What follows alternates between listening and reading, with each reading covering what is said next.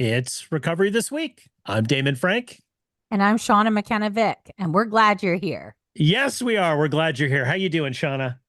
Doing great. Oh my gosh. I have got to come up with a different answer for you, Damon, because I always answer I'm doing great. So let me rethink that. So ask me again. How are you doing, Shauna? So I just came back from Ireland and I'm a little fatigued because of a long day of travel, which we'll touch on in a little bit. But overall, I'm happy, healthy, reasonably prosperous. So I'd say I'm in the winning column for today.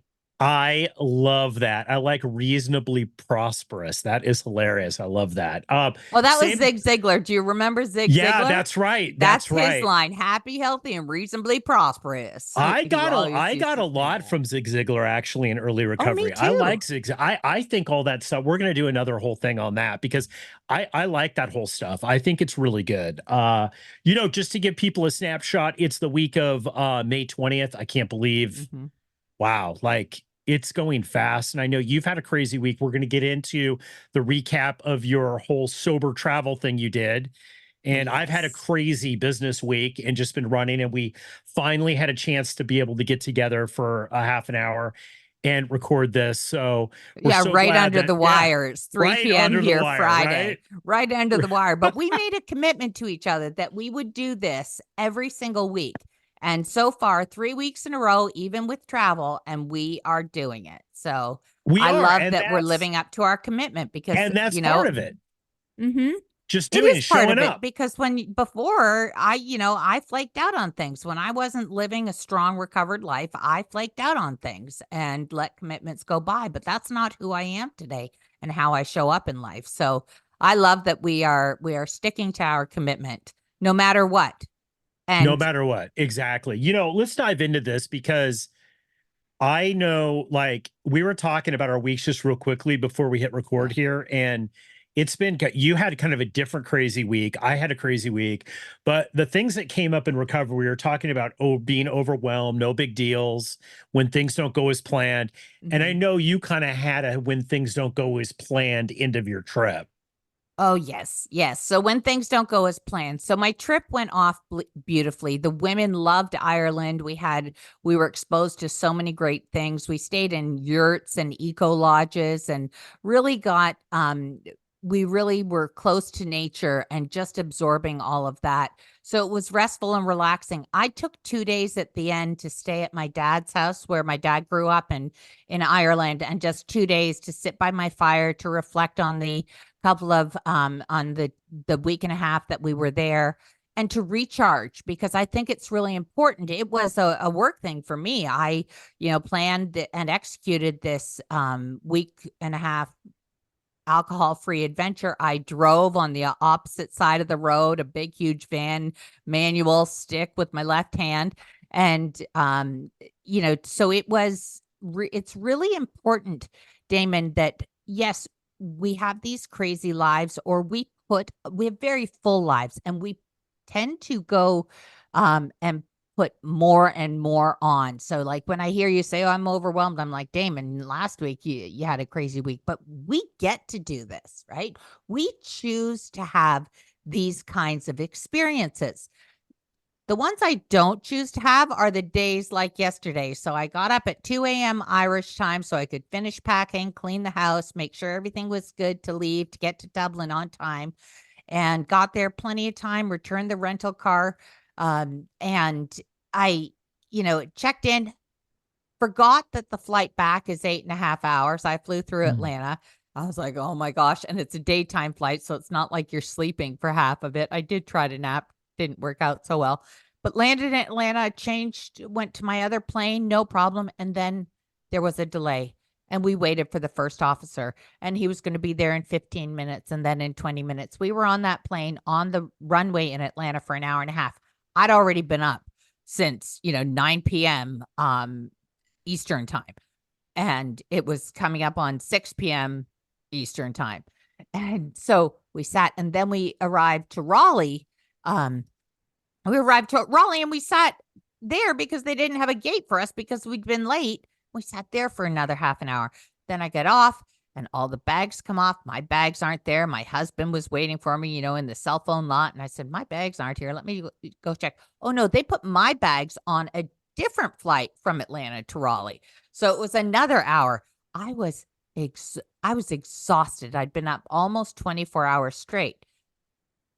The thing that I notice is as these things happen, I now, because I respond to life as opposed to react to life because of the maintenance of my spiritual condition, I am able to just say, okay, well, that's happening, and being in touch with my body. I knew I was tired, and I was able to articulate that to my husband. I said, I am really tired. And when I get home, we'll talk about my trip tomorrow, but I'm going to just come Yeah. home. I'm not going to unpack, I'm going to go to bed. Right. So, but I didn't lose my shit. I didn't, not once, with all those delays, all the things. I was calm when I was speaking with customer service representatives. It's just like, this is part of it. But again, that is travel, and I choose to travel. So I actually put myself in that position knowing that that can happen. And I don't even know if I told you, when we left, there were so many delays, mechanical delays for our flight, that we ended up staying in Boston and missing a day in Ireland because of a delayed and then canceled flight that was canceled at 2:30 a.m. But Well, that's, the thing is like when things don't go as planned. I mean, I'd like to say that, like, okay, I am good when things don't go as planned, and I'm for the most part okay. But I'm going to share something with you that happened this morning. That you haven't told me. Oh, tell me. I love hearing I your have stories. been doing because I want to talk about the sobriety side of this. Okay. Because look, I used to just either withdraw and run or totally freak out, right?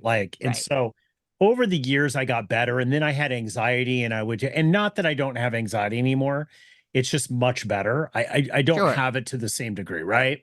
So that's something that I've worked at, the progression of recovery.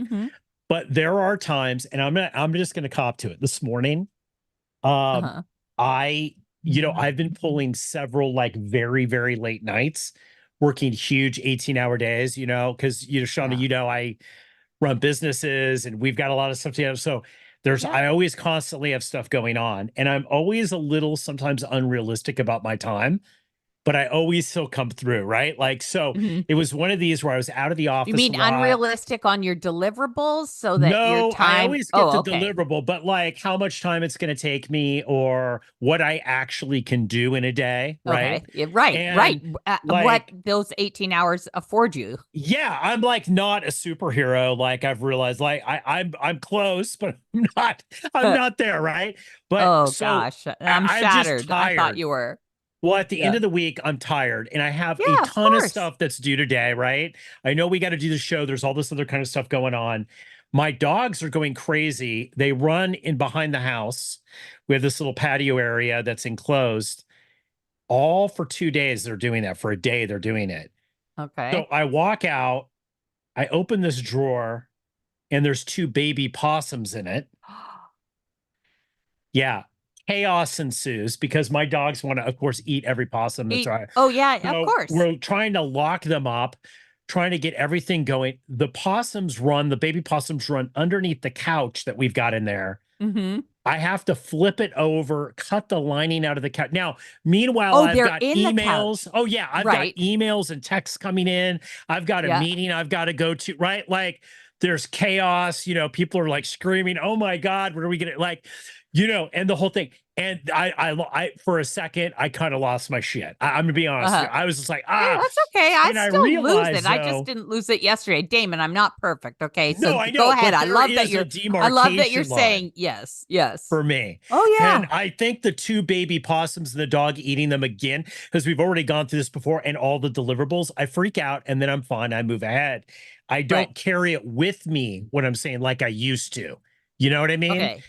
But there is a point where I know in sobriety, and I'd love to hear your thought on this, where I have to let it go, even if I don't want to, because then it's dangerous for me. Right? Do you know what I'm saying? There's the line. Okay, so let me just clarify and make sure I understand what you're saying, because I think I do. So like you get all worked up, you're losing your I really do. I know we don't want an E on an explicit rating, but it's so hard for me not to say swear words, but I've been I really, did. really I just good. said a swear word. I You're know, gold. but so you're losing your shit, and then the day goes on. So what you're saying is there's a demarcation line when you can pull back, reset, and go, or are you? And so you don't carry it through the rest of the day so that you're like plowing through things, opening doors, pushing them against the thing. Is that what you mean Okay, yes. Okay, about carrying because it no, through the for day? Like, I danger. just Oh, want to well, clarify what okay, makes there's that dangerous? quality dangerous in like relapsing because let me tell you, I was told this a long time ago when they're talking about step 2 in Alcoholics Anonymous or restoration to Mm-hmm. sanity. If you're living in insanity Mm-hmm. all the time, Yeah. you're not going to really be living in the restoration part of it, okay? Okay. So if you have insanity going on all the time, your thinking is you're very vulnerable for somebody putting alcohol in front of you or it just happening, right? And that's my biggest fear always in sobriety was it would just happen. It doesn't work out like that. There's steps before, but I noticed that when I look at people who have gone out, Mm-hmm. it's a lot of the times a clear pattern of a lot of insanity. You know what I Yes. mean?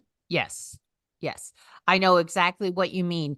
And we shouldn't be crazy. People do say, you hear it in the rooms, you hear it in recovery podcasts and talks. Oh, yeah, I'm crazy. I'm crazy. Guess what? I don't want to No. be crazy, Damon. I'm like you, restored to sanity. What does that mean? Yes, I still have monkey brain sometimes, and I make bad decisions, or I make impulsive decisions. They're way less now, but I recognize too, like that example where I said, no, I am staying for 2 extra days so that I can restore myself to a place of, it was a sacrifice. It was a sacrifice not to come home and see my husband and daughter. It was a sacrifice for them to say, yes, stay for the 2 days. I totally understand. But I needed to take those 2 days so that I didn't go from craziness to more craziness, or let's not craziness, but busyness, fullness. You know, I try to mitigate the crazy by over planning, but there is a sense of fullness. But in recovery, we have to recognize too that we can't keep piling on, that we need to say no to some things, that we need to plan better, we need to set boundaries. I have to do that in my own life so that I don't get to that crazy space, because I've been in that crazy space. It was that crazy space 7 years ago when I picked up and drank That's what because I'm I was talking in the about. crazy space. But they talk about that a lot. I know, I haven't heard this in a long time in an AA setting or 12-step Uh-huh. setting. Do you remember the whole packed into the stream of life? How you Oh yeah. don't remember that whole thing that they used to Stream talk packing. about? I say it all Yeah. the time. And I'm a big stream packer Yeah. but I also have learned like today you have to have something to look forward to, I think, in Mm-hmm. recovery. Mm-hmm. And and I know one of the things we were talking about is just growth, and spiritual growth. And it's Right. like you can't be in a place where you don't like, because I've been in really bad places in recovery. I'm just going to admit to it. I have, but I always had something Sure. to look forward to, right? Something that to look forward to, or I was working on some sort of internal growth, whether that was a Mm-hmm. skill or just a spiritual connection or something was going on that I wasn't at zero. You know what I'm saying with that? Like, and I think that I that's do. important. Oh my gosh, that's so funny because a friend just posted something almost exactly like this. And I want to read it because I thought, oh, maybe we should talk about this. But I know when I've been in challenging places in recovery, I usually say, I accept it, right? Not that I want to accept everything bad. And I might push back on it, but I talk to my sponsor, I talk to my therapist, I say, this is going on. I'm really struggling with this right now. I always ask, what am I being taught? For me, I talk to my higher power, right? So what opportunity is God, this opportunity, what is God trying to teach me through this? Being overscheduled could be And me feeling too overscheduled and too overwhelmed could be that God's telling me to take a step back from something that I've said yes to too many things. What is God? What am I supposed to learn through this? You know, we've talked about on old podcasts when I got hit by a tree and a tree came down on my head. I said 17 staples in my head. That was a big physical, emotional, and spiritual challenge for me because I was like, what is God trying to teach me through this? I don't believe God makes things happen. Things happen, and we have an opportunity to grow through them and how we accept them and work through them in my life. And that at that time, it was one of the biggest challenges was people would say, you could have died. You could have died. Yes, a lot of people died. That's why they're called widow makers, trees that fall in the woods, because people die from trees people being hit on the head with trees. And that really bothered me because I had just come through that terrible, my response was, and I am going to swear because it was just, God didn't bring me this fucking far after that horrible relapse to get well to have me die by tree, right? Like I Yeah. had 2.5 years at the time. I was working in the recovery space. I was, my recovery was going great. All these things. I'm like, I knew that I wasn't going to die, but it really bothered a lot of people that happened to me. And that emotionally, that I carried that with me. I felt so bad that I was making them feel bad. Like worrying about that. What if, and I'm like, no, I knew at the time that I wasn't dying when that tree hit me. I knew like, God, you brought me too far, too fast. So, but I had to work through the why. But part of it also I've realized, and I don't know if you've had this experience, is that I kind of grew up in a way where I realized, because I think in early sobriety, I really still felt I was in control of a lot of things that I wasn't in control of. Right. It's really like when we break it down totally. And if anybody's listening to this and still like frustrated a lot, I think I kind of laugh. I will watch myself get frustrated now. Rarely do I get, like, even this morning when we open the drawer and there's two little possums looking at, one's running one way and one's running the other. I kind of lost my shit for a second because I had so much to do. I was like, I don't have time for this, right?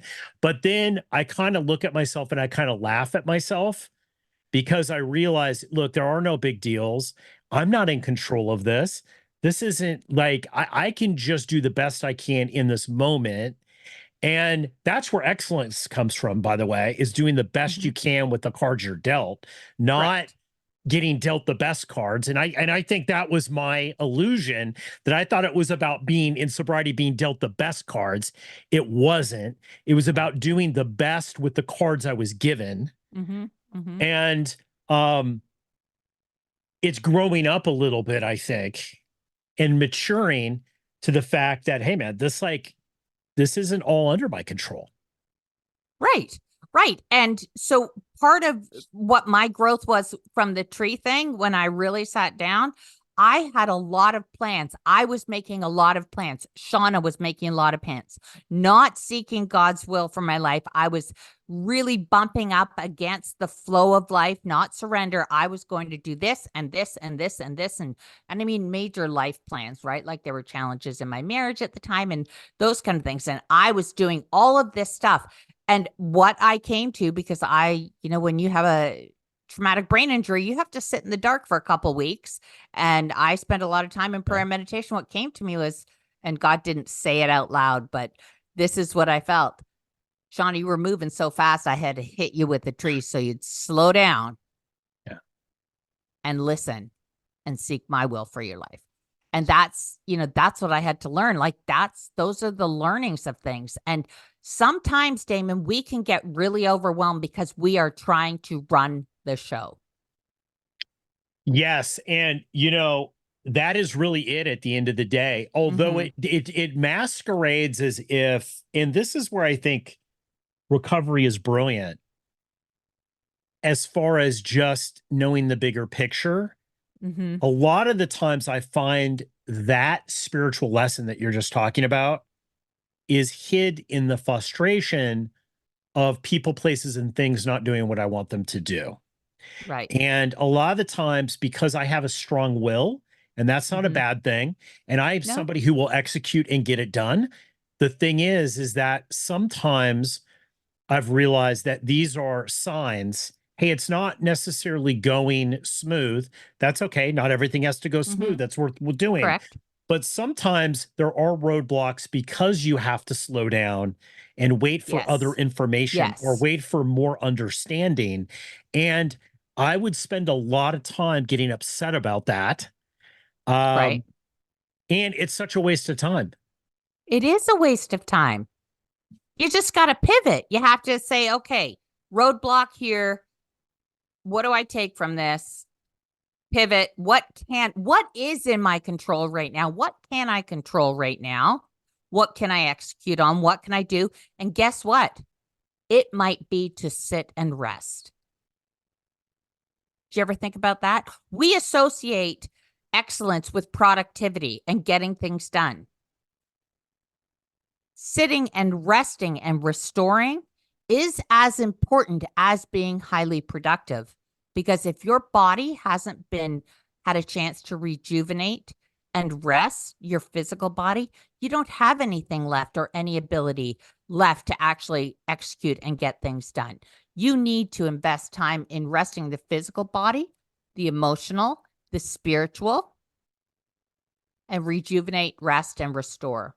That's it. Those are my favorite words. When I deal with high performing people, and Mhm. I work a lot with high I performing know, people in yes, business yeah, and coaching them.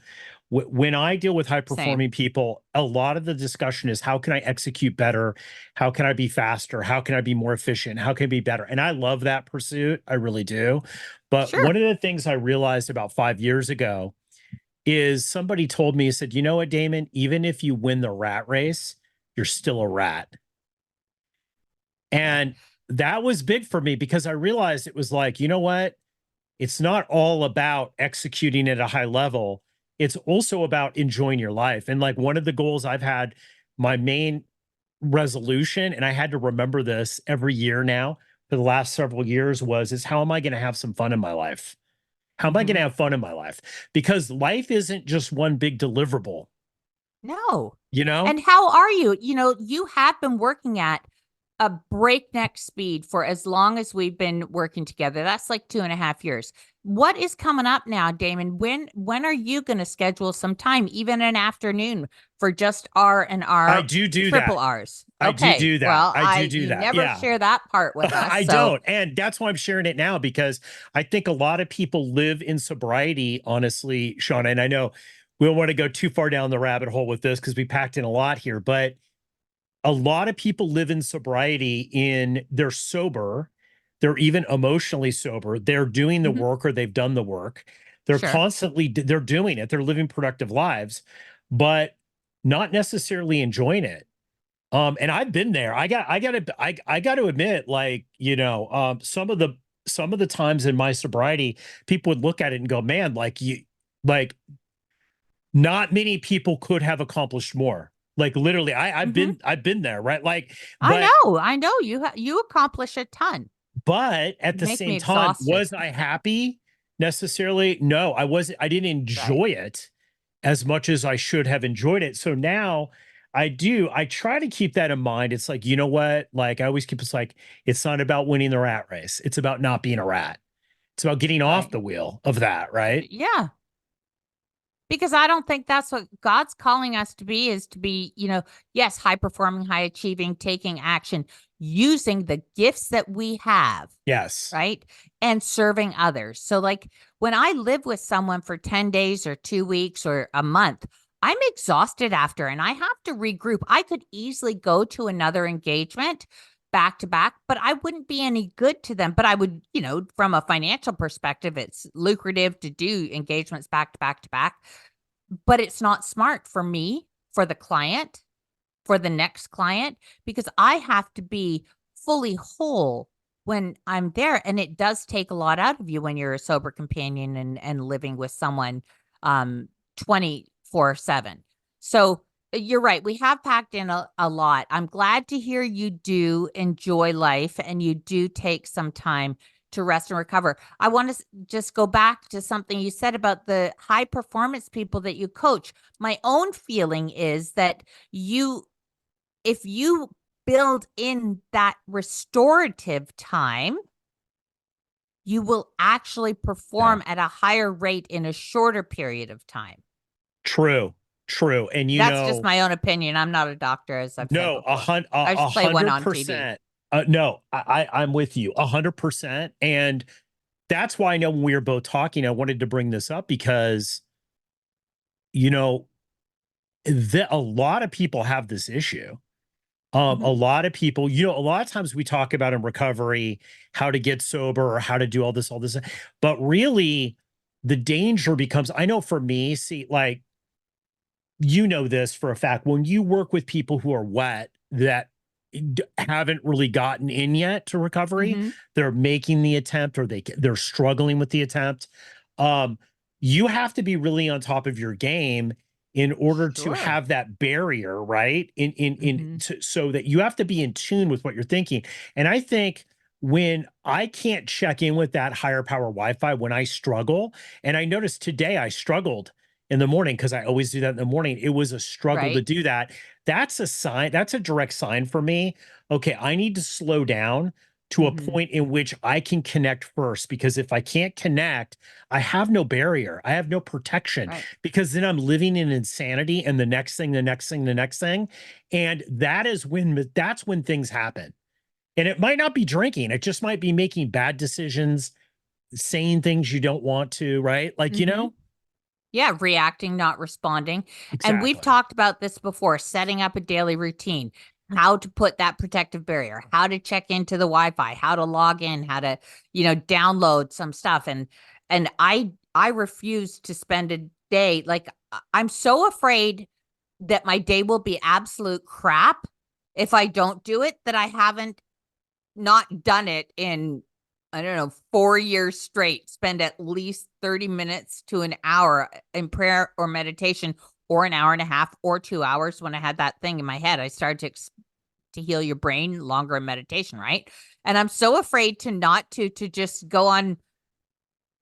I know I have enough in my, cup. I have enough spiritual thing, but I don't like the feeling of not being calm and collected and in tune and checked in and being able to Mhm. endure a day like I did yesterday because I have, connected. I like what you when you say that the Wi-Fi in the sky, to be able to connect and download some peace and contentment and joy because we are going to have challenges.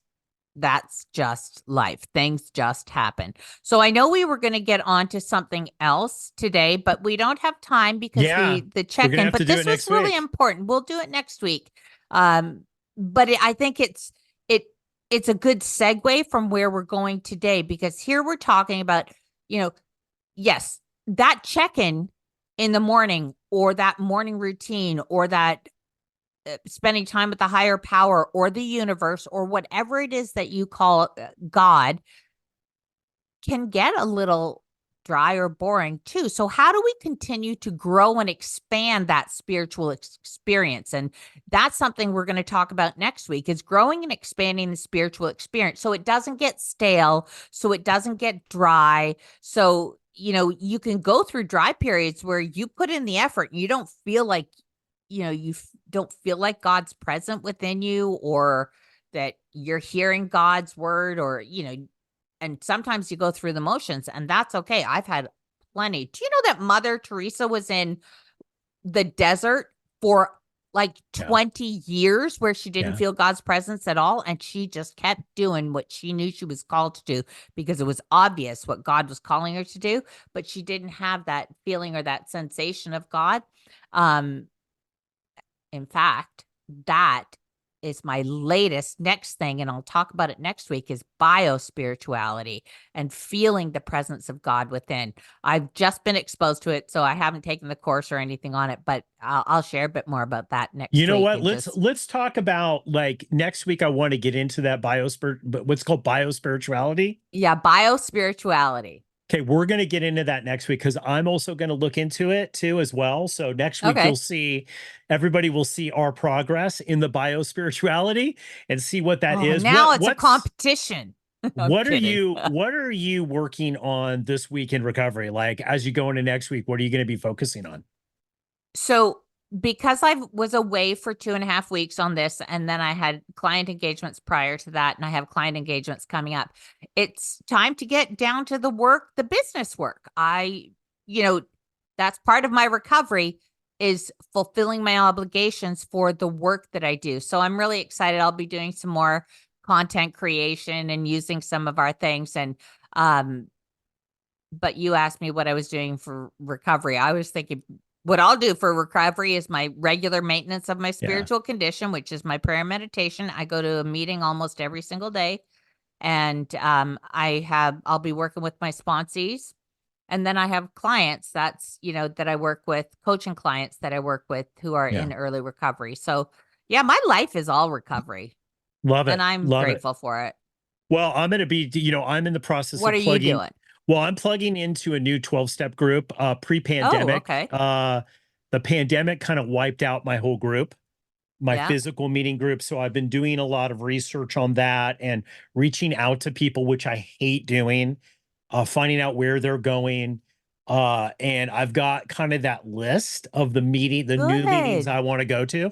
So I'm doing Good. that, which, I've been dragging my feet on doing it, but I have to do it and Why? I want to do it. Why you been dragging your feet, It's, Damon? because I am somebody who loves change and hates change at the same time. Mm-hmm. And I think Go I on. got a Yeah. little burnt out, I think, with my old group, if I'm going to be Okay. perfectly honest. And That's okay. It I happens.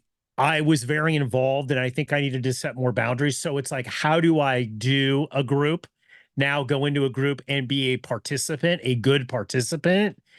As were in the other groups I had, I was more of a leadership role. Sure. And I need things where I'm just a participant, right? Like Right. I've realized I'm just the guy there. Not that I wasn't before, but I'm just the guy there to to get recovery just like everybody else, right? Right. Right. Um, so doing that is a learning experience for me, and I need to plug back into something that I can do that with. Okay. Good idea. And I think part of where your burnout came from was those groups which are non-12 step groups, but they're recovery focused and you had to have a leadership role. But traditional 12 Yeah. step groups, you have trusted servant positions and there's a spirit of rotation. And that makes it so much easier Yes. because no one gets to be the leader and no one has to be the leader. Yes. But I know that you are so involved in so many other groups too that facilitate recovery but a lot was on your shoulders. So this will be exciting for you to get back into a group where you are a member just like everyone Yeah, else. I'm excited. I have those groups too, but I didn't have them with my really extended posse. And Mm-hmm. the great thing about recovery is that posse can change a lot. Mm-hmm. And I had it for years and years and years where every Thursday night I would go to Mexican food at the local place with everybody for Right. fellowship. Like it was very, and we had a very tight group set of people. And then the pandemic, for a lot of people, it wiped that out. So getting Yes. back to that is Yes. important to me. And I haven't been able to really find that again in the last year and a half. And that's because I haven't put in the work to do it. To do it. And it's not that it's not there. And I think that's, part of it is like I have to put in the work to do it and show up and participate. Right. Mm-hmm. Mm-hmm. Um, Yeah. We so have to that's put my it goal. in. If we want to be part of it, it's out there. We got Yeah. to find it and go and put ourselves out there. That's the challenging piece. I'm with you though, Damon. I still go to a Zoom meeting that was created during the pandemic. It's my home group, got me sober and kept me Yeah. sober and 6:30 in the morning. And I know when I go to evening meetings, it is great. And I do miss the fellowship. And so I I have been to a couple of meetings and I've noticed that whereas before a lot of people would get together for dinner and stuff, we need to bring it back. We need to bring the fellowship back more, doing that Absolutely. around the meetings because that's the fun of recovery, not just showing up to a meeting and going home. It really is. It really is. So Mhm. next week we will dive into I'm looking forward to spirituality. hearing about if you're going to have Mexican on Tuesday night. I am looking forward to that as well because I love Mexican food. All right, guys. Yeah. Everybody go Okay. out and have a great weekend. It's Memorial Day weekend, so It everybody is stay Memorial sober. Day weekend. And we'll talk to you next week, Shauna. All right. Thanks, Damon. Looking forward to it. You enjoy your weekend. Try and get a little bit of rest, please. I will. Bye, guys. Okay.